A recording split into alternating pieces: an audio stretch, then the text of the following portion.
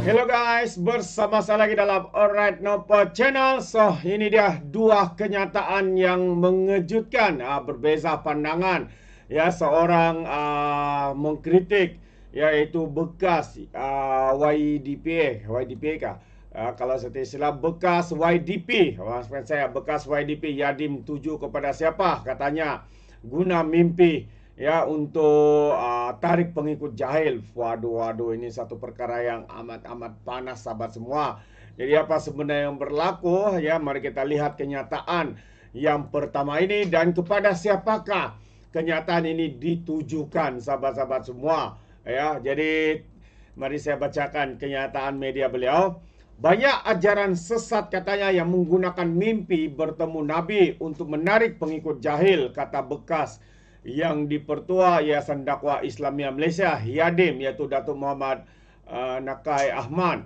Dan beliau berkata sesuatu ajaran baru yang diambil dari mimpi bertemu Nabi dan menerima arahan baginda dari mimpi tersebut adalah sebahagian dari tanda ajaran sesat. Wow, siapakah ataupun manakah ya individu ataupun parti yang ditujukan ini ya. Katanya jika dahulu orang menggunakan hadis palsu sebagai hujah untuk sokongan politik, kini mimpi bertemu Nabi pula digunakan.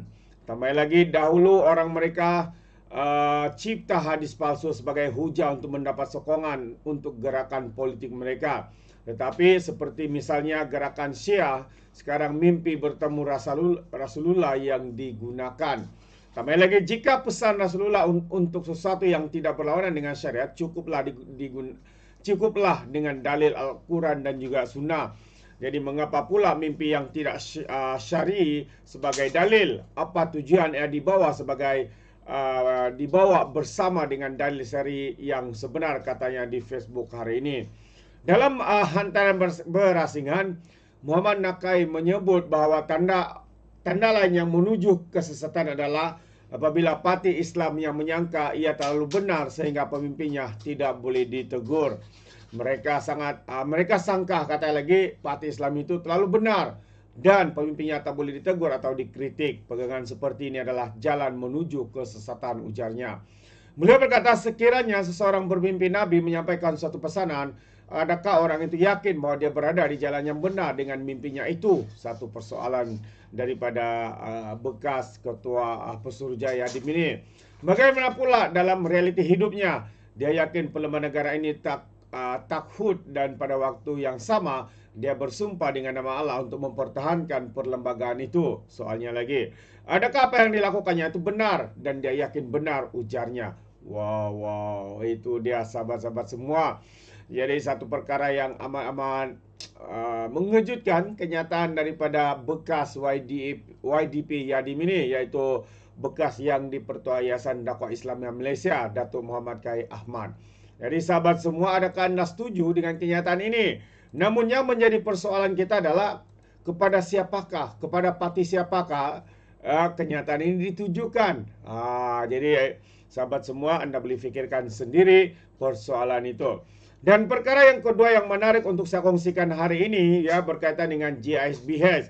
Kalau beberapa negeri sudah pun menfatwakan bahwa JSBH ini adalah ajaran sesat, namun yang paling mengejutkan apabila kerajaan ya Terengganu ya di Terengganu ya, mereka mengatakan tiada keperluan untuk fatwakan JSBH ini sesat. Katanya pengikut ajaran JSBH di Terengganu tidak ketarah, jadi tiada keperluan fatwakan sesat. Adakah mereka perlu tunggu sehingga begitu tenat teruk baru mereka fatwakan? Orang cakap sediakan payung sebelum hujan. Ini satu yang amat mengejutkan kenyataan daripada siapa ini? Mufti Terengganu. Katanya tiada keperluan untuk Terengganu menfatwakan ajaran Global Ikhwan Service and Business Holdings yang Berhad sebagai satu ataupun sebagai sesat. Berikutan jumlah pengikut kumpulan itu di Terengganu tidak begitu ketara buat masa ini. Mufti Terengganu Datuk Muhammad Sabri Harun berkata, kes tersebut bukan di tahap serius, namun ia dibincangkan dalam peringkat Majlis Fatwa Terengganu selepas pihaknya menerima resolusi daripada Majlis Raja-Raja Melayu. Katanya pengikut JSBS di Terengganu tidak begitu ketara dan terpencil. Jadi ia tak begitu banyak, dan kalau ada isu pun mereka sendiri pun keluar dari Terengganu, tetapi pihak berkuasa sedang memantau perjalanan mereka setakat ini. Jadi adakah benar Mufti Perlis ini yakin bahawa pengikut JSBS di Terengganu ini sedikit atau tidak? Seperti mana yang kita tahu selama ini, seluruh Malaysia kita tidak tahu mereka mempunyai ahli yang begitu ramai. Hanya selepas disesatan, hanya selepas terbongkar, barulah kita tahu jumlah ahli-ahli mereka sebenarnya begitu ramai yang ada di dalam negara kita. Tambah lagi, jadi ia tidak begitu serius, maka kita belum bawa isu ini, tapi kita akan bawa juga lah setelah mendapat maklumat lengkap yang akan dibawakan ke dalam Majlis Fatwa Terengganu, katanya memetik sinar harian hari ini.